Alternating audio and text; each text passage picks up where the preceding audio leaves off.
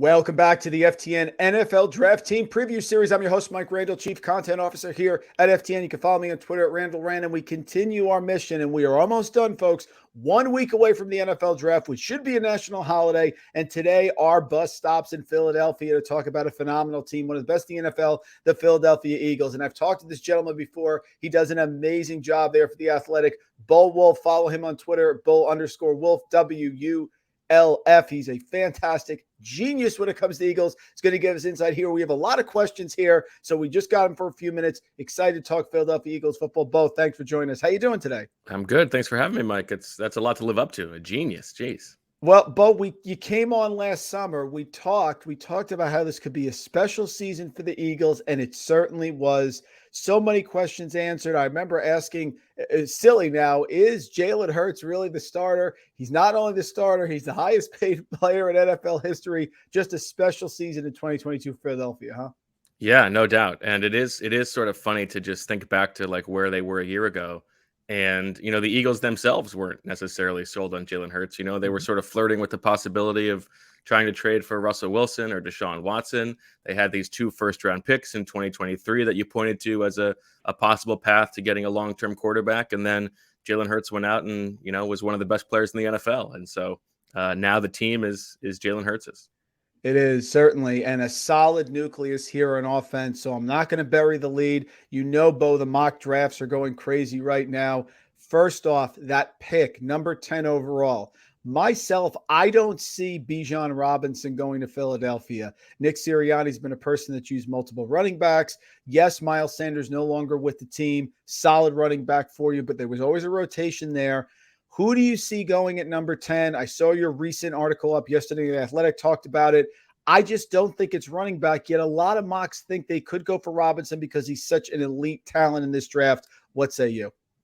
Yeah, I mean, the argument for Bijan Robinson is that the Eagles, like their path to being one of the best teams in football is having one of the best offenses in football. And if you add Bijan Robinson to that backfield, it's hard to imagine stopping them.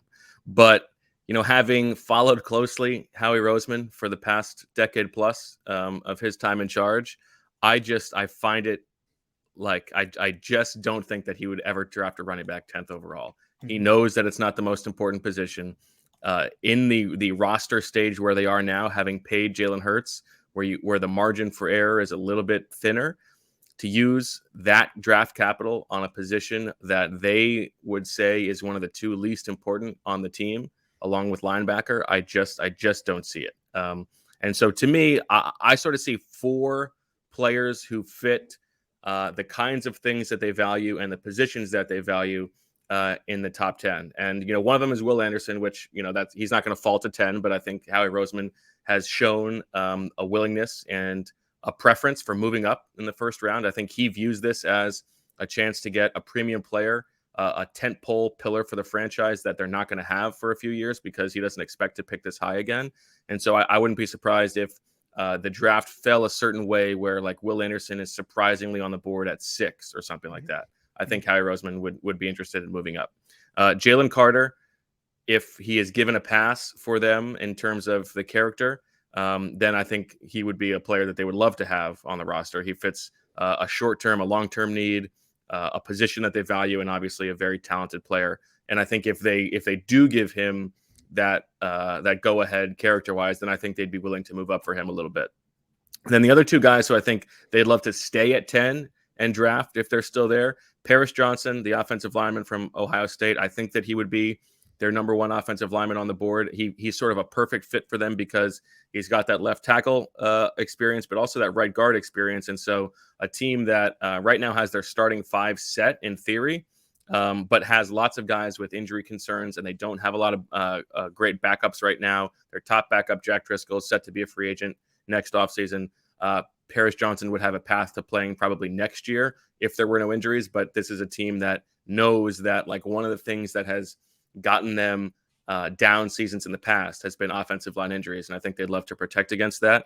Where do the best tackles in the draft come from? They come at the top of the draft. Howie Roseman knows that. I think he would view that as a home run pick. And then the other guy who I would probably put like number 4 on that list is Oregon cornerback Christian Gonzalez, who sort of passes all the sniff test you would want from a prospect profile. He's young. He's a really good athlete. He's been productive. And it's a position that is more of a long-term need than a short-term need for the Eagles, but I think it's a position that they value. Bo, that's music to my ears. I think Paris Johnson is going to be the first offensive lineman off the board. Some people have talked about Peter Skoronski, of course.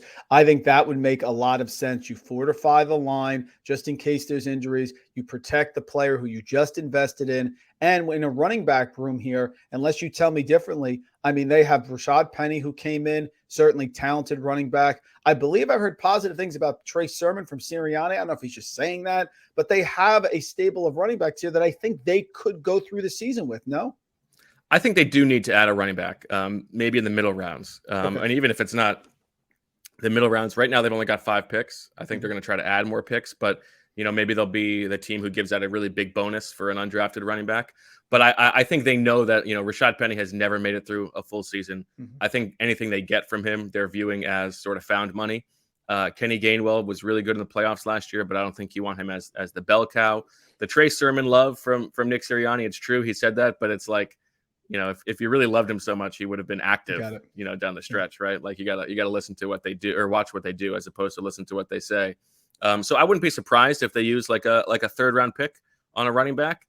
But I do think that like one of the benefits of having Jalen Hurts is that, and this really good offensive line is that you don't have to use real capital on running back to get, production there. Bo, 2 rumors I want to talk about are comments that have been said that, haven't materialized yet. First off, let's go way back to Darius Slay. There was some issue with his contract earlier in this year at the end of the season, and now he's back. The Eagles pass defense, #1 in the NFL, of course. And the second one, going back to what you just said, Ezekiel Elliott, dare I say somebody like that being added, Kareem Hunt's out there. Either one of those that you could see actually happening. What happened with Slay, first of all, and then we can go to Zeke. Well, with Slay, I mean, he wanted the Eagles went to him for a contract restructure. It's one of the things that they needed to do in order to create some cap room. He wanted to get a raise for it or another year of guarantee on his contract. The Eagles said, good luck. If you think you could find that on the open market, go try to find it, get a trade. Nobody was willing to trade for him. So then he hits the open market. The Eagles, I think, were a little bit surprised that they had maybe a little bit more money than they did. They had re-signed James Bradbury instead of re-signing C.J. Gardner-Johnson. It seemed like Slay was close to leaving. He said on his podcast he was very close to signing with the Ravens, but the Eagles, swooped back in and got the deal done. As for Zeke, I don't see it happening. I think the Eagles have learned a lesson about like signing guys who are Cowboys through and through. It's maybe like the Orlando Scandrick lesson for them. Yeah. I don't think, and from what I understand, that was less of these teams are interested in Zeke, and these are the teams that Zeke is interested in. And so I don't think that's a call that was getting, returned quickly.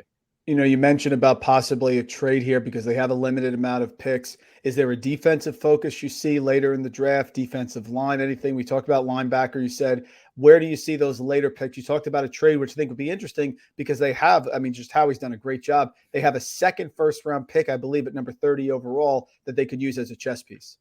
Right. And then I think the thing to keep in mind is they have a lot of picks next year. They have, because of all the free agents who signed away, Javon Hargrave signs a big money deal with the Niners. That's going to mean the Eagles get a late 3rd round pick, a comp pick next offseason. They're scheduled to have like 12 picks. I think they're going to get the max of comp picks. They've also got 2 second round picks next year. So I think if you're looking at like moving up from 10 for a Will Anderson or something like that, they might try to use next year's seconds or even next year's first. My guess is they're going to try to move down from 30 in order to add picks this year. But I also wouldn't be surprised if, on day 3 of the draft, when the Eagles, right now they're scheduled to have 2 firsts, a second, a third, and then nothing until 2 picks in the 7th round. I wouldn't be surprised if they do something like, send next year's 4th in order to get a 4th this year from a team who has, a glut of picks. I think they'd like to add a little bit more mid-round heft. Well, Bo, always, I know you're busy. Thank you so much for a few minutes here. Just tremendous information in just 10 minutes. Folks, at The Athletic, Bo Wulf, Philadelphia Eagles, only person to follow, at Bo_Wulf. Bo, thank you for a few minutes. We're going to be watching. It should be a holiday. We have a lot of stuff here at FTN that we're ready to go here. But the Eagles, Super Bowl, they are right there, an elite team, solid on both sides of the ball, great coach, great quarterback. It looks like they're ready to make a run, maybe a Super Bowl title this year in 2023. We'll have to see. We'll see. That's certainly their hope. Thanks for having me, Mike. Thanks, Bo.